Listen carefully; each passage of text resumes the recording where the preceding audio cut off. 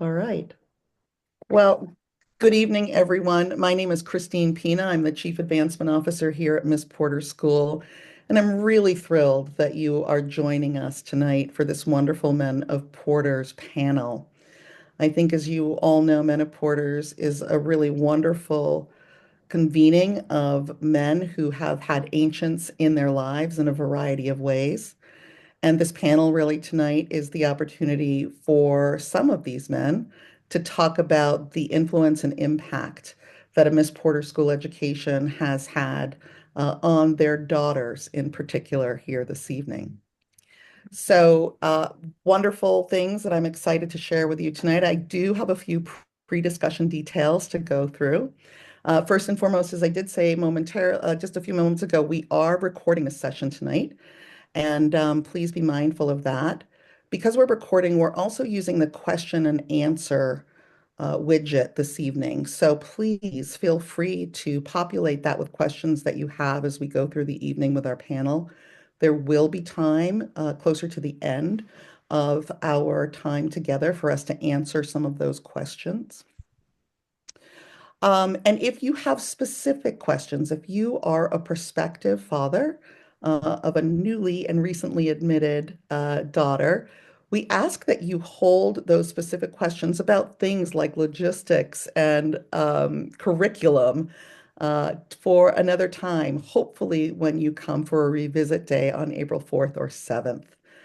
We would be more than happy to answer those questions specifically. But tonight, we really want to talk about the things that make Miss Porter's impactful and special. And so I am really pleased that we are joined by the folks that you see on your screen.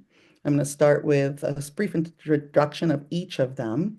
And so we have Mishone Donelson, who's parent 23. He's the proud father of Madison, a recent graduate of Miss Porter's.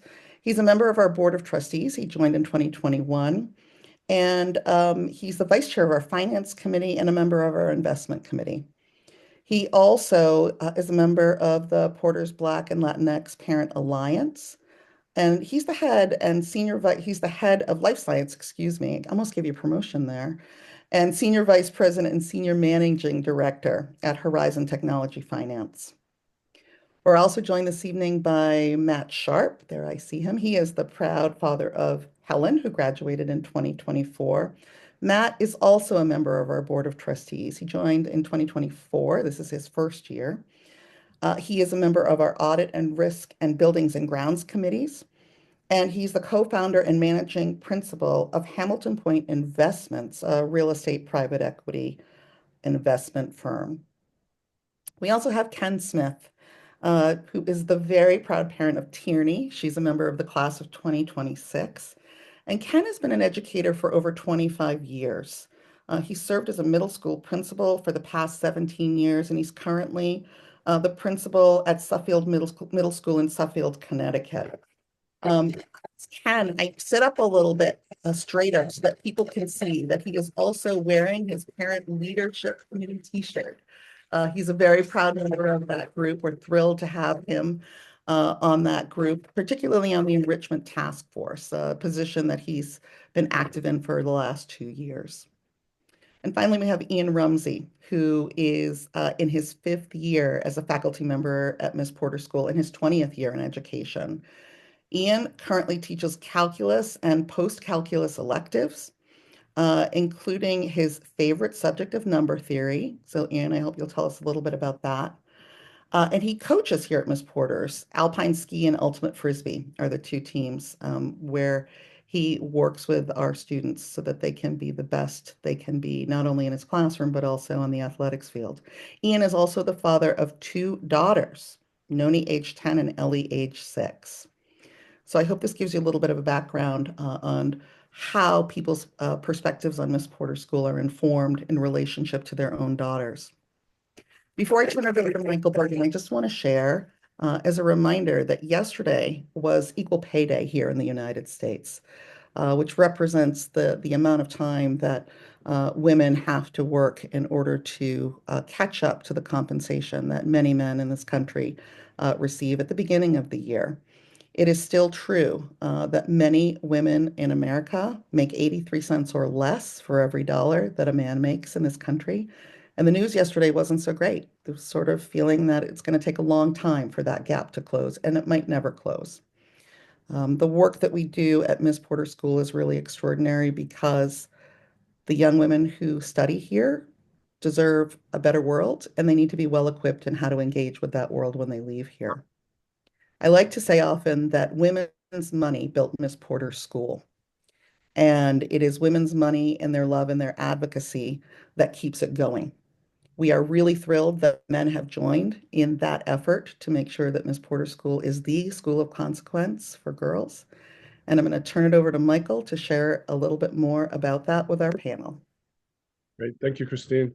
Um, Welcome, everyone. It's great to have you. This is our second Men of Porter's virtual panel in the last couple of months, and it's a great opportunity to come together in fellowship and to build on what Christine had just spoken about in our role as men associated with Ms. Porter's, as dads, as grandparents, as faculty members, and all the different ways that we are to come together and share some of our thoughts and really begin to continue to elevate the role of Ms. Porter's for the women in our lives and ensure that Ms. Porter's continues to be a strong and vibrant institution during a time in the world when Ms. Porter's is the need more than ever.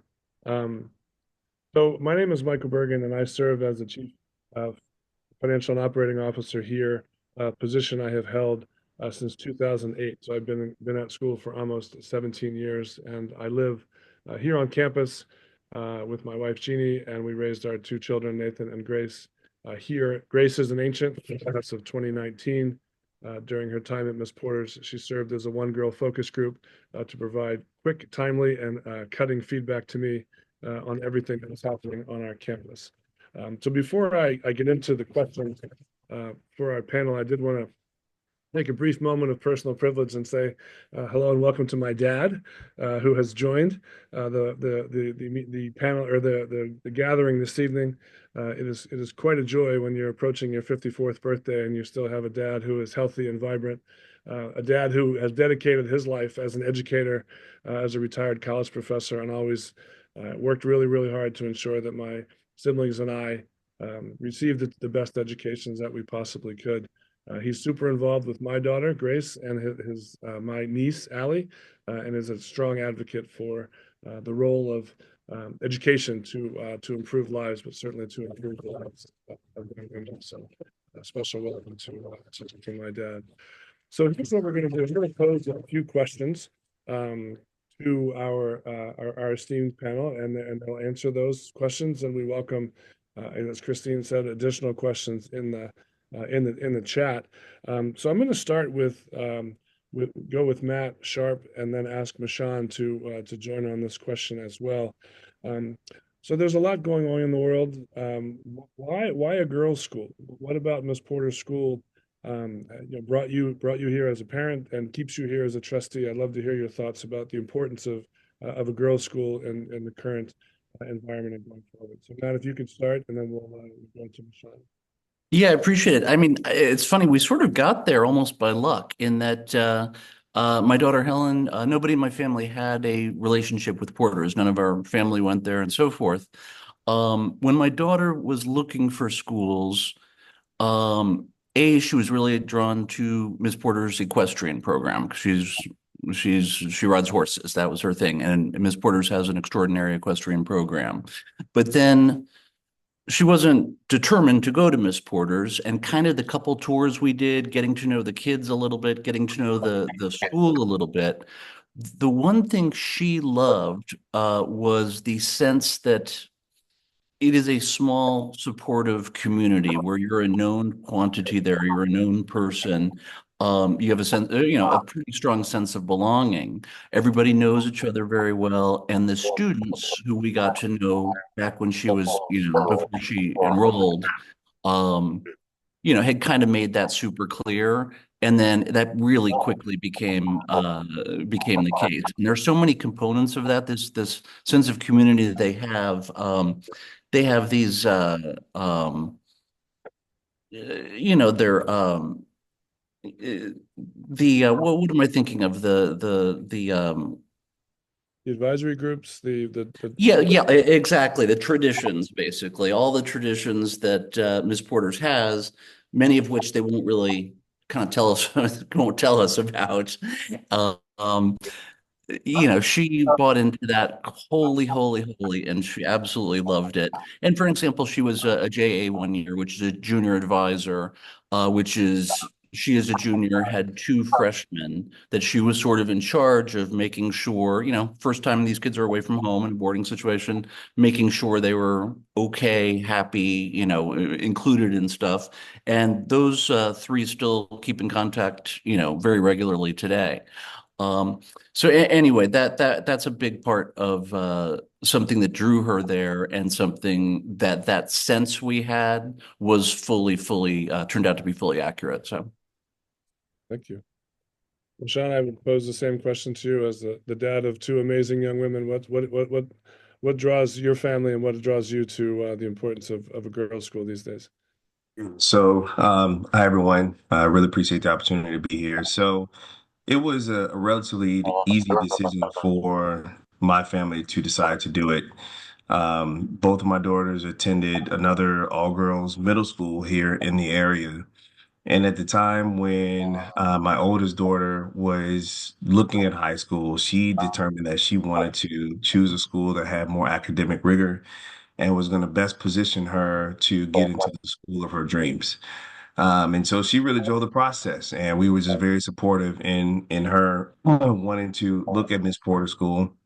And I cannot truly say we could not have been more pleased with the outcome. I think being in an all girls environment truly allows the girls to find their voice and not to have all the other influences that kids that are at co-ed schools have to deal with. So they can truly learn to be themselves, find their voice, and really grow into the person that they are ultimately going to become. And so, I'll just share my oldest daughter, fast forward to when she was a senior, decided she wanted to apply to UPenn, early decision, and she got in, right? And so she truly achieved what she set out to accomplish. And so for that, we couldn't have been happier with her decision to want to attend Miss Porter School and everything that the school did to help prepare her for that process.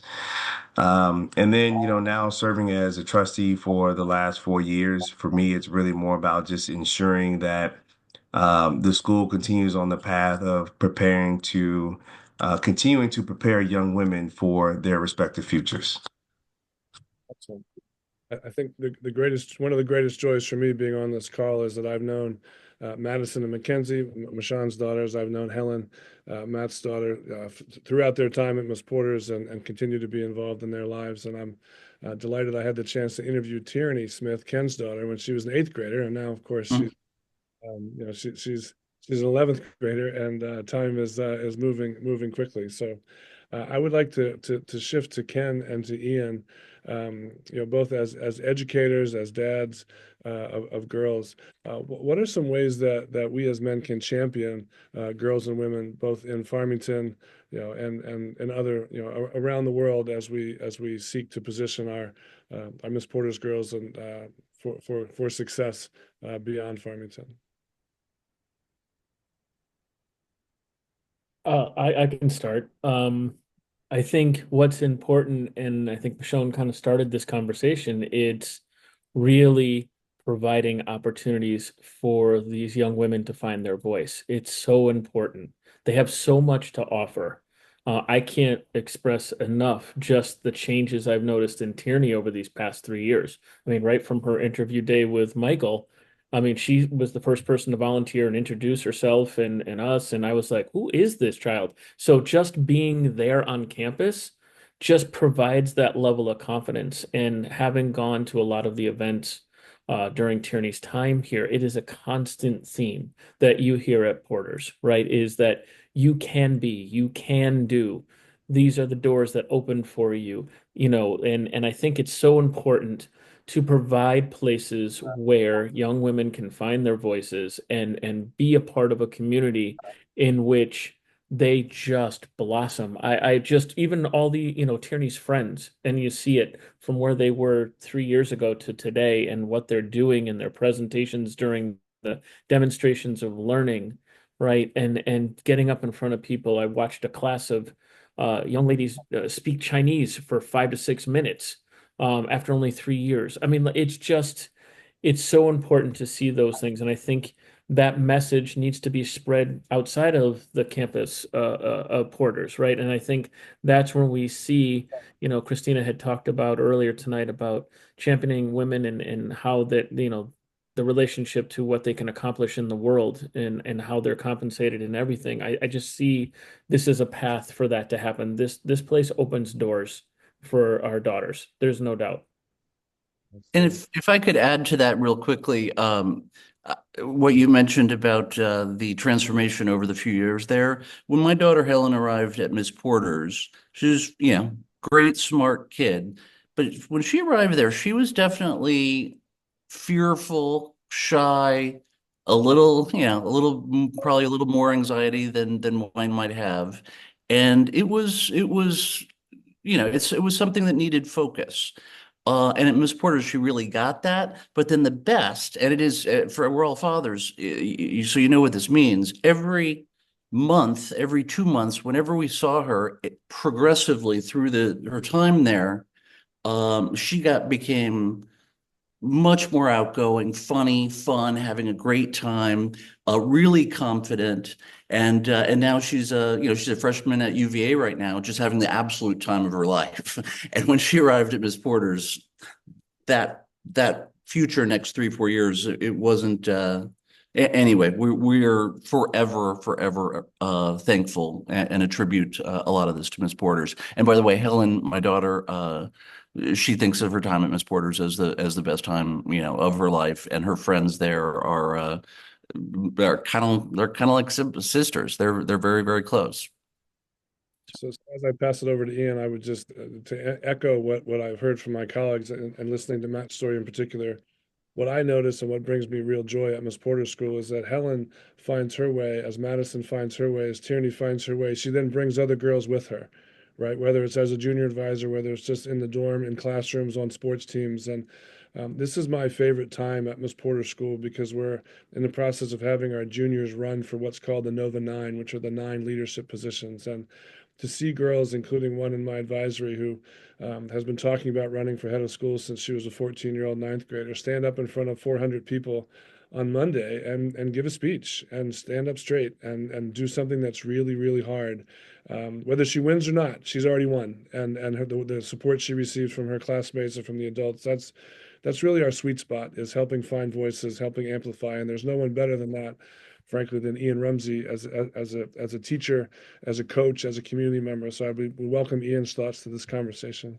Well, thank you, Michael, and thank you so much for having me. It's really a joy to be here.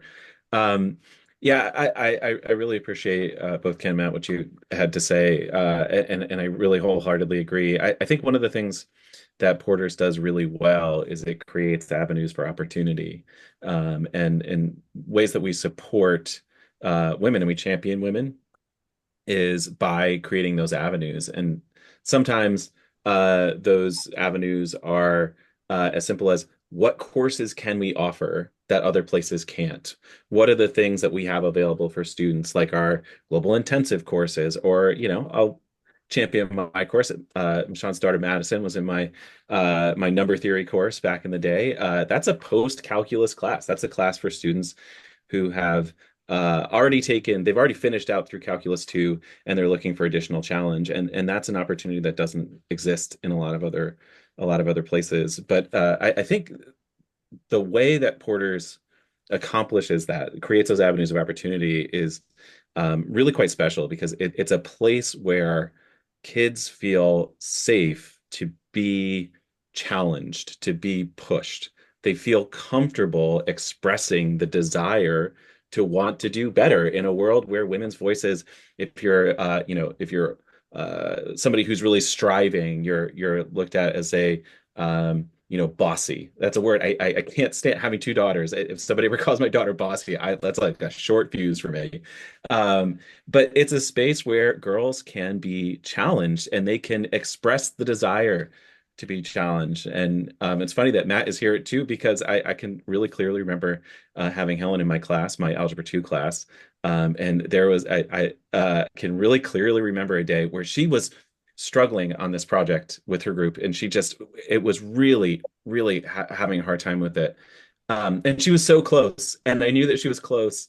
And it's the kind of thing where, had she been in a co-ed environment, I might have actually said, even though I know as an educator and as pedagogical practice, it would not be the best thing for her for me to say, here's how you do this, and to kind of ease the path for her, because I wouldn't have wanted her to feel that embarrassment or whatever she was feeling in that moment.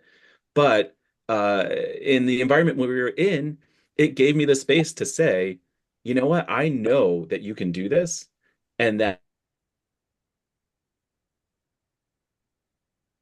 I think we might have lost Ian there. But I think we all know where the story was going, and having the pleasure of knowing Helen Sharp, I know that that moment of challenge became a moment of opportunity to learn and to partner and to grow through that class and into where she is now. So lots of common threads coming through, lots of focus on the opportunities, and Ian referenced this a bit, but with our focus on mastery and the trimester system, we're seeing a whole generation of Porter's girls who are maxing out the math curriculum, maxing out the science curriculum, which puts them in a different stratosphere when it comes to college, not just from an application basis, but from a knowledge basis. And that's something that we're really proud of. And certainly Matt and Mishone are seeing that with their girls in college, and the success they're having at UVA and UPenn respectively. I want to go back to Matt and Mishone. We have a 24-member board. As Christine Pina said, Miss Porter School is built by and sustained by women. But you two are significant members of the board. But you are the only two men on the board, which is a unique experience, I would suspect, for you both professionally and as leaders on other organizations. I would welcome your thoughts on what that is like, and how you see the governance of Miss Porter School in your service as members of the board. And maybe we'll go to Mishone first, and then have Matt come add his thoughts. Yeah, I would I would use one word to describe that experience, and that's refreshing. And I say that because, when you look at leadership at the highest level across, whether it's professional organizations, philanthropic organizations, whatever it may be, it tends to be more male dominated. And so to be in an environment where you are truly in the minority from a gender perspective, it is refreshing. But I mean, I also, as an African American male, I'm used to being in a minority in a number of different settings, but I appreciate all the different perspectives that are around the table. And as a man, right, there are certain perspectives that I have and certain perspectives that I don't have.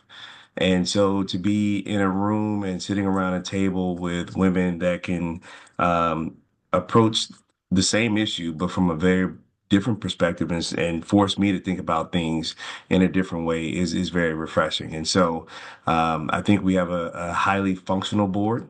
And Michael, as you know, a lot of great conversations are had and decisions that are made as a result of the diversity of thought that's around that table. Absolutely. Matt? I think my one word would be intimidating. Not really, but it is a bunch of it is a largely ancients, graduates of Miss Porter's, from younger to older, and it is a really, really formidable group of people. Super thoughtful. In terms of board functioning, it's by far the best functioning board that I've known of or been aware of. It's super productive. I don't think a single member is kind of phoning it in. Everybody really wants to help because everybody on the board really, really likes Ms. Porter's a lot.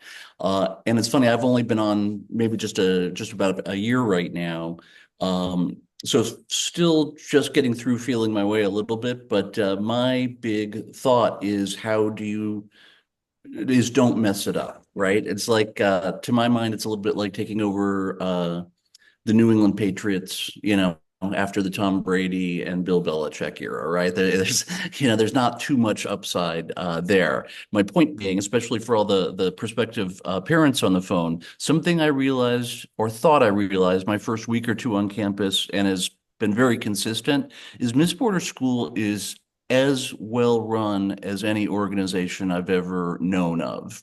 And I mean sort of every aspect of it and how they treat certain things that happen, the October 6th type of stuff, things that have to be dealt with, but can be dealt with in a range of different ways. I've always thought, oh, that is so nice the way they're dealing with this. That is so appropriately handled. And the school just runs very, very well. So anybody who appreciates something like that, I sure do. The contacts with parents are very thoughtful. They're concise. They're to the point. You're not getting a telephone book every day via email. So anyway, so some thoughts there. So we'll see how we do over the next couple of years on the board. I appreciate Well, I would add something else to that too. And this is also really fun to watch as well. And Matt kind of hit on this, and that is the majority of the board is made up of ancients. And so, when you're at board meetings and they're coming back to campus and they're looking forward to their reunions and they're talking about their classmates, people that they've been in touch with for 30, 40, 50 years, and just the level of excitement that they all have to see each other again is so refreshing. And it just warms my heart to see it, especially to know that I have two daughters that are ancients and to know that they have that network that surrounds them now. It's funny to touch on that. We had known my wife had been friendly with a couple of few people who are Miss Porter's ancients. They're my age now. They're in their 50s, call it. Miss Porter's is still such a big part of their lives, all of them. And that's something I've sort of realized. All like Miss Porter's is a huge life, and you certainly see it as you mentioned, Mishone, on the board. That all these women are so happy to see each other, happy to know what everyone's doing, different ages, different grades, and also something I think really important for our daughters is the ancient network, the network of Miss Porter's alum. I also think is as strong as there is. I don't think there's any industry one might want to go in that they can't find multiple Miss Porter's ancients who are established in that industry and who would be absolutely thrilled to be supportive and helpful down the line. So that ancients network, I think is, yeah, I think that is different. That is really, really deep and strong there. absolutely. And there's so many threads to pull together from those really thoughtful and poignant answers. I do want to pause for a second and welcome those who have joined us. I've learned that we've had some technical difficulties this evening, so we certainly appreciate your patience as you've navigated Zoom. We were remarking as we came on the call this evening that it's been about 5 years since Zoom became a very significant part of our lives, and we appreciate you joining us in this format this evening to have a conversation about Miss Porter Schools. So before I move on to the next question, I just want to build on what Matt and Mishone just spoke about, which is the ancient network and particularly the trustee service. I mean, we have trustees currently from the class of 1957 through the class of 2011. And it is really a refreshing series of leaders who've come at Miss Porter's from very different eras. And as the dad of an ancient who lives in Chicago, my daughter Grace probably has 40 ancients in Chicago of various levels and various years who she's been in contact with, whether it's for worldwide sit-down dinner or networking or just going out to enjoy someone's company. The ancient network is real. It's fierce, and there's ancients in all sorts of areas that will advocate, will be your friend, whether you're in Seoul or Chicago or Nashville. It's really a remarkable, the breadth and depth of that. So I would encourage folks to put any questions that you have in the chat. We have a handful of more questions for our panel that I will pose, but if you have questions, please do put those in the chat. I wanted to come back to Ken for a second, as the parent of a current student, as an educational leader here in Connecticut. Is there a story or a moment during Tierney's 2.5 years at Miss Porter School, a class, a team, a trip that strikes you as particularly meaningful to her development and to your appreciation as a dad for what you are able to provide for her at Miss Porter School? I think if I had to pick, one piece, and there's so many. I mean, there's so many aspects of her experiences currently going on, and she just started her third trimester a couple of days ago for this year, and they're preparing for their trip. She's going to Germany, so and even this weekend too, she and her colleagues from the Miss Porter's chorus are on their way to New York City to perform at Carnegie Hall, which is going to be an amazing event. But I think, it's one of the things that I harken back, one of the visit days that we went, it was one of the open houses, and we were able to sit in classes. And I think, just the way that the classes are designed and facilitated. Ian had mentioned earlier, the way that the discourse in the classroom, that how that occurs, and just seeing Tierney get up in front of her classmates and work on a math problem. It happened to be a math class, a math problem, um, and work all the way through, and the way that the group just encouraged her, and the teacher gave things, didn't do the answer for her, and just provided her the space to work it through. And those are things that stick in my mind, the way that a couple of years ago she was performing with the Sarah Porter Singers, and again going back to I think, Matt's point of my daughter before Miss Porter's, a little on the shyer side, with people that she was close to, talk to the world, right? But in front of a large group, very kind of, I'm going to kind of get a sense of the room and wait. Here she comes out onto stage, holding a microphone, singing, with her colleagues, like she owned the entire stage. And these are the moments that, that tuck in my mind as opportunities, and just watching that development occur. And I think, having being a parent who's been able to provide that place for her to just let everyone else see what my wife and I have known forever is just something I can never repay.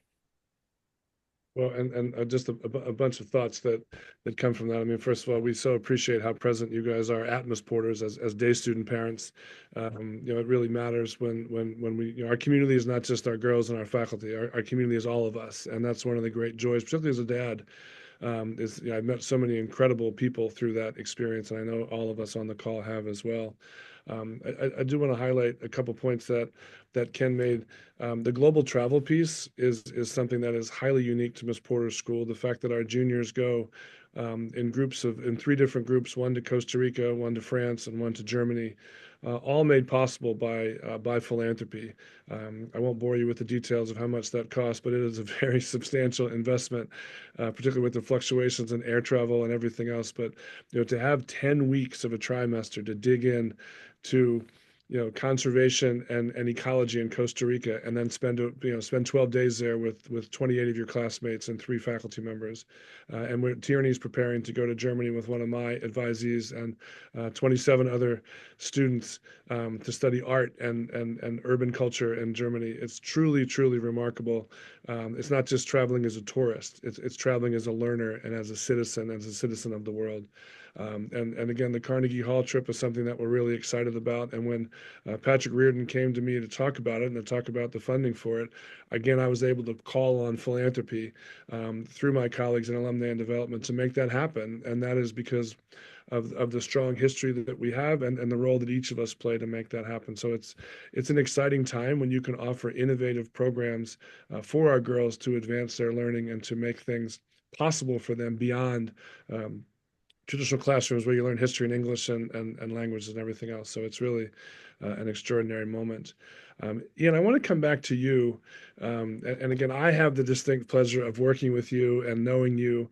But I'd love for you to share a little bit about what it's like to be a member of our faculty and to be, I would say we probably have 20% of our faculty are male, give or take. I mean, it's, but it's a choice. It's a choice that you make very consciously because I know that you're a sought after educator. But talk a little bit about the role as a male teacher, as an advisor, and as a coach at Miss Porter's, and how that has shaped your growth as an educator, and also the ways that contribute to our to the life of the school. Yeah, thanks. First of all, sorry for my suddenly unstable internet connection. That's perfect timing on that front. Yeah, I would say one thing to know about the Porter's faculty is it is an incredibly professional body. This is the fourth independent school that I've worked at. I worked at two really high performing independent day schools in Virginia and one in Brooklyn. The Porter's faculty is truly a cut above. You have really experienced, dedicated educators who this is their, it's not just their career, it's their vocation. People who really, really love teaching and the craft of teaching. And the conversations that I get to have with my colleagues about the craft of teaching and pedagogy are unlike any place else I've ever been. And again, I've been at some really, really fantastic schools. So that on its own, it makes it really, really valuable for me as a place where I can learn and grow. But I think as being particularly a male teacher in that environment, there's a thing that you learn very quickly. And Michael, I think you probably recognize this too. As you walk around campus and you sort of see the folks interacting, that you realize this place isn't for you. And then there was a moment. So I joined during COVID, so it was really hard for me to see the campus and see people interacting. But it was probably about halfway through my second year as we were actually moving about campus and seeing things where I recognized that this place isn't for me as a man. In a way that's different from a school isn't for you as a faculty member. You know, faculty are really integral parts of the life of a school, but the spaces aren't set up for me. And then recognizing how unique that is from the rest of the world, like all of the other places that I go through in the world, how I can move comfortably through the world, and I don't have to think about my place and my position. Being in a place where I am conscious of being a man and where I've never really had to be that before it's really interesting, but it helps, I think, to create a sense of empathy with the women in our lives who they go through that all the time. That's how they move through the world. They have to move through our spaces which are set up for them or for us all the time. And now being on the other side of that coin, it makes me just appreciate how much the world of Miss Porter School is meant to maximize the potential, the experience of the Miss Porter students, of the girls, and everything like mentioning like traditions, things like that seem, if you look at them on the face, it's like, why are faculty here? Like we kind of have those moments of like, wait, why am I here? But then as you go to your second or your third little meeting or German or whatever it might be, there's this appreciation for what it does because you see the girls come out of this and the way that they engage with each other and the sense of community that it builds, and people are just on board. They want to be there. They want to be supporting the girls. And I think part of that is, again, because it is a space uniquely in the world. There are so few that are like this, that are just designed for women and for women to be successful and to create opportunities for women.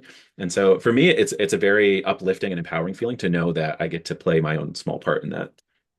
Well, you play more than a small part, but that's a really thoughtful answer, which I appreciate it. And a lot of what's come up tonight on the call has talked about our students finding their voices in ways large and small. And there are a lot of days when we wish they hadn't found their voices because they come for us and they hold us accountable and they make sure that we're learning alongside of them. And that is a great joy, whether it's in an advisory group, whether it's in a conversation in the Daisy Market or on the sidelines of a game, is watching a student grow as a ninth grader through a 12th grader, and then frankly coming back for reunions. And to Ian's point about creating these spaces, whether they're physical spaces or they're affinity groups or they're ways that we come together as an inclusive community.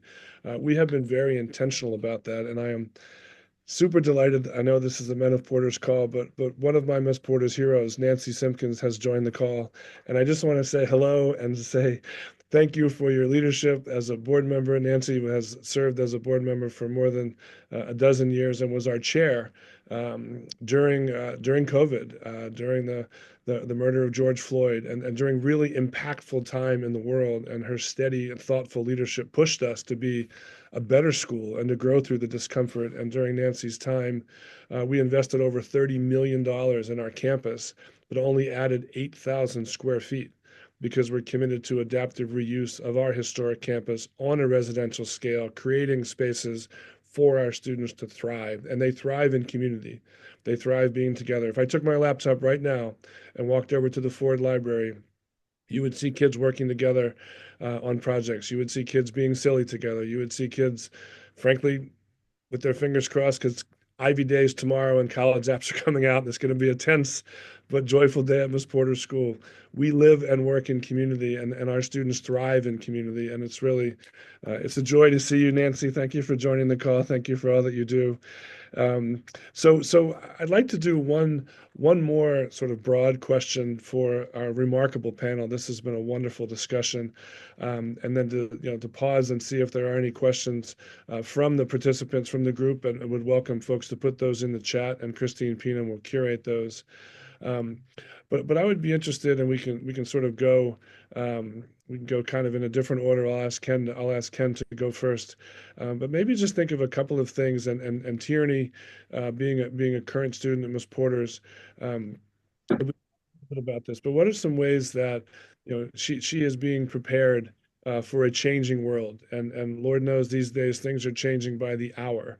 So as you think of your daughter and you look out over the opportunities that you hope for her, what are some ways that school is preparing Tierney for that world that will be very different when she comes out of college and in 5 years and subsequent to that? I'd love for you to start, and then we'll go through the other panelists if they have thoughts to share. I think the ways in which she's being prepared is that she's more open. I think one of the most important aspects of her time at Porter's is oftentimes in education, we slip into telling students what to think or how to perceive something. And I think one of the benefits that I've noticed in observing the work that Tierney's doing or the classes that she's engaging is that there's opportunities to learn, promote, experience a variety of perspectives is the word I was searching for, perspectives, and providing the opportunity to explore those perspectives and engage with people to understand better, maybe, something that she hasn't experienced for herself.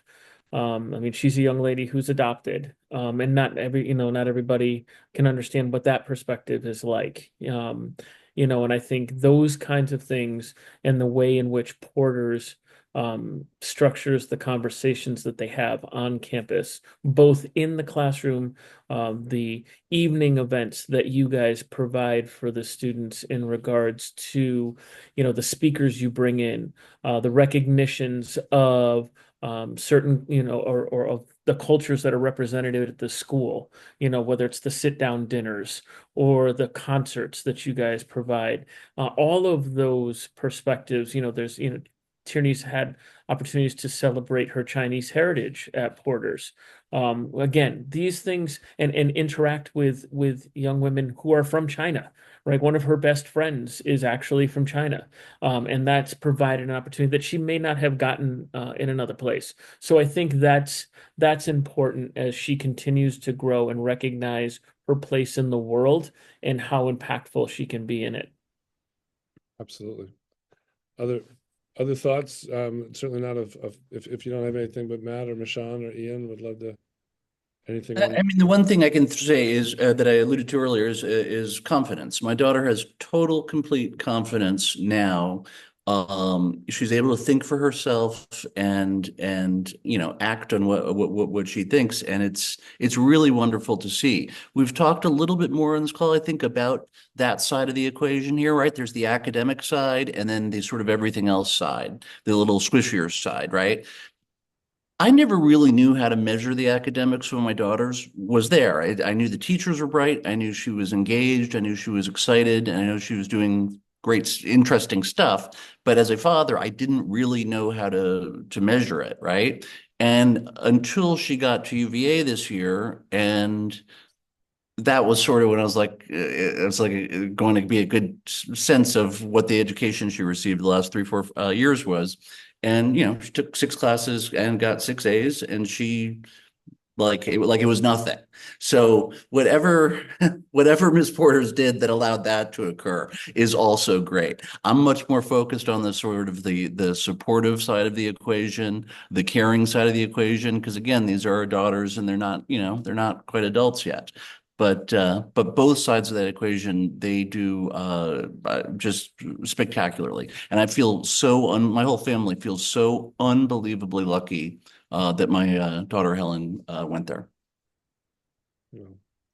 I'm sure. And to dovetail to that, one of the things that I also appreciated about my daughter's experience was that faculty and staff was always open and supportive of the girls advocating for themselves and being very supportive in that process. So much so now I watch how my daughters interact with adults and the things that they're willing to ask for and how they just advocate for themselves. And even, now with one being in college and the other one on her way to college and facing situations and moments where they have to go and talk to a professor, go and talk to a dance instructor, and they are able to do it in a way where they are totally comfortable and confident doing it.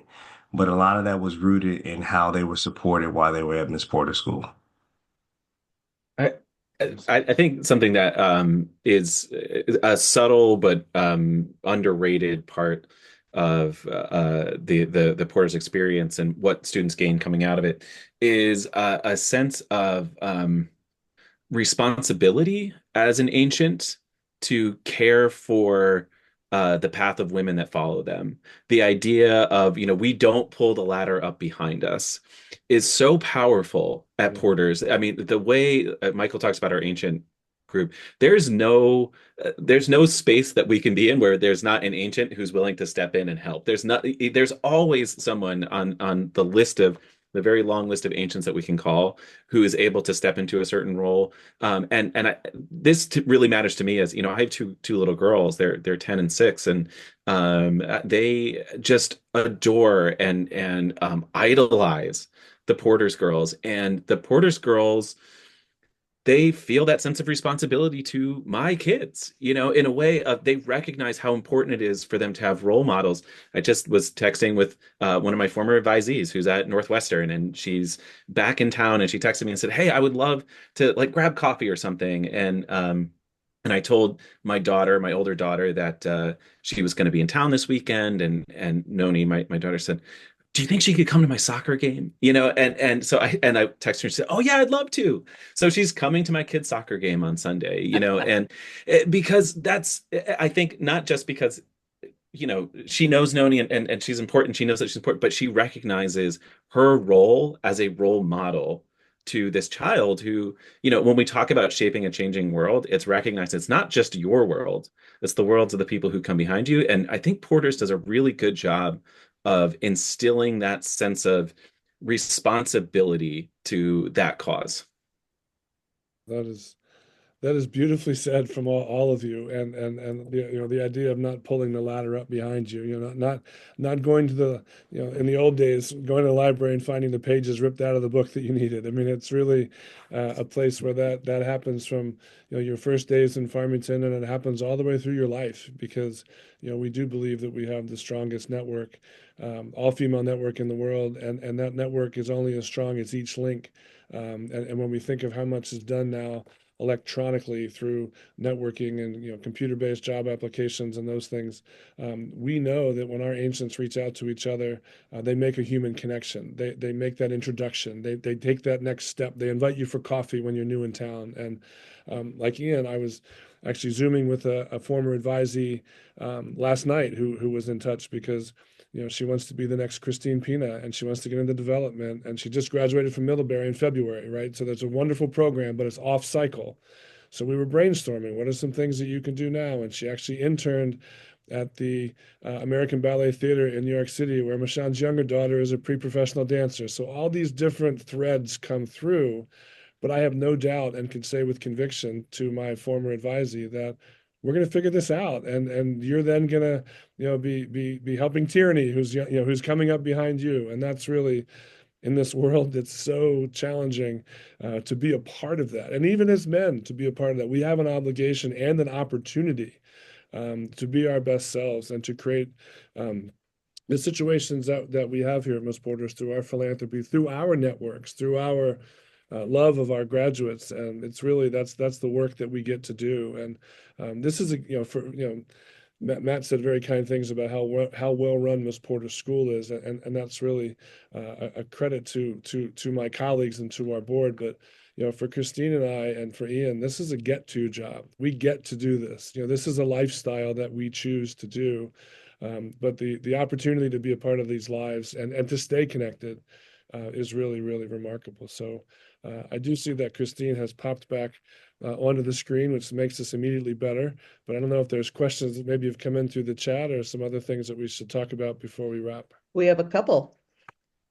So here is a good one from hopefully a new Miss Porter School dad. He writes, "My daughter was admitted last week. She is very excited about this opportunity. We live out in California. You can imagine as a dad, I worry about my daughter that far away from home. Can someone speak to how girls who live further away are looked after at Porter's?" So I would like to start and then ask Matt to come in as a boarding parent. So first of all, congratulations. This is by far the most competitive class we've had. So we're excited for your daughter to consider Miss Porter's. What I would say succinctly, which is not easy for me, there are a couple of things we do. One is that we have full-time professional house directors for whom that is their only job in the dorm. A lot of boarding schools, you teach, you coach, and then you run a dorm. And that's exhausting. The first two are exhausting. You add the third, it's really tricky. But we believe in the Porter plan, where we have 10 house directors.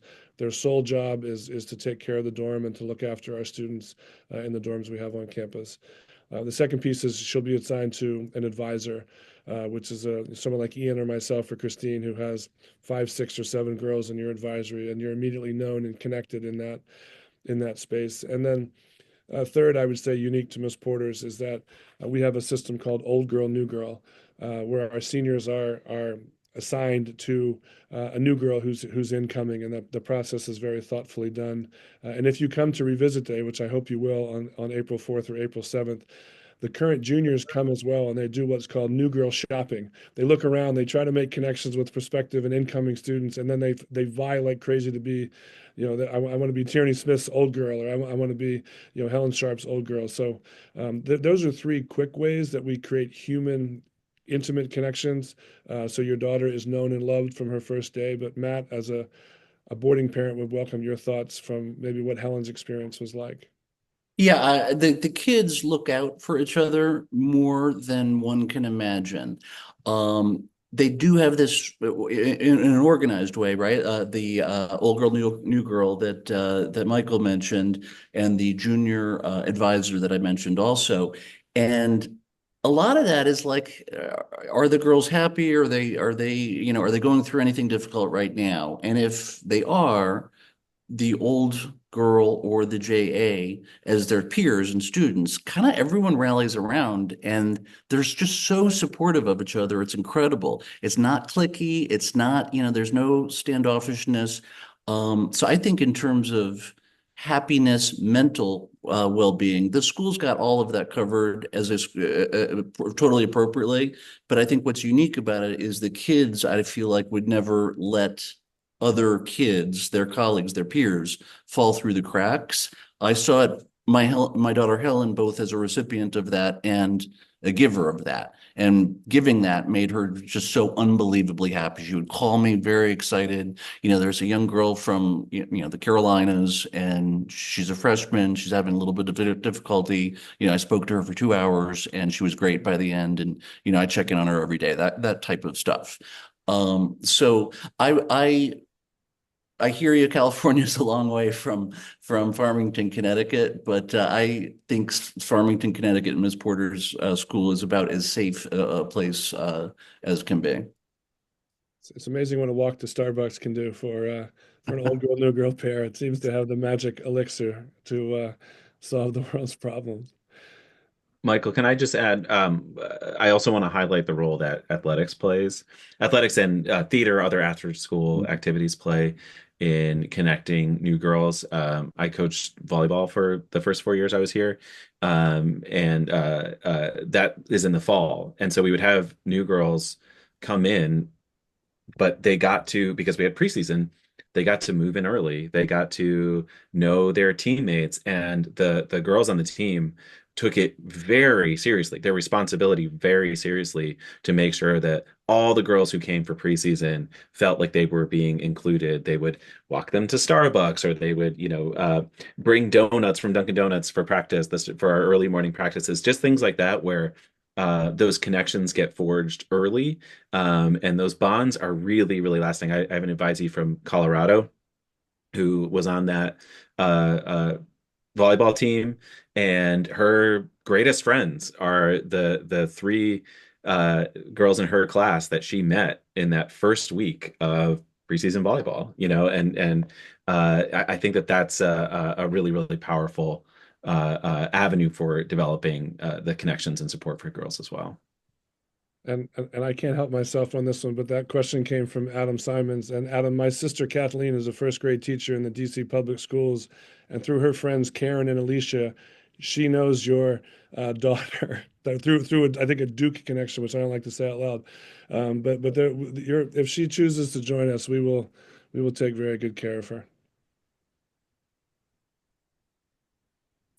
Thank you for that. We have one more question, and that is hopefully what we use to round out our discussion tonight. Could each of you, in one sentence, describe what you think makes Miss Porter's school distinctive?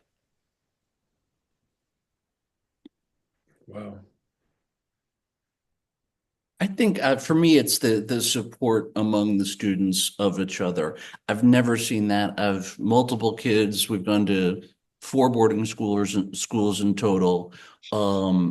Miss Porter's, and they were all great. Miss Porter's, however, is the one that totally changed our lives, our whole family's lives, and the one that I feel like we're gonna be very kind of like family. Porter's is going to be a part of all of our lives for a very, very long time. And yeah, just the support among the students of each other is spectacular to see. It's so cute and wonderful and great.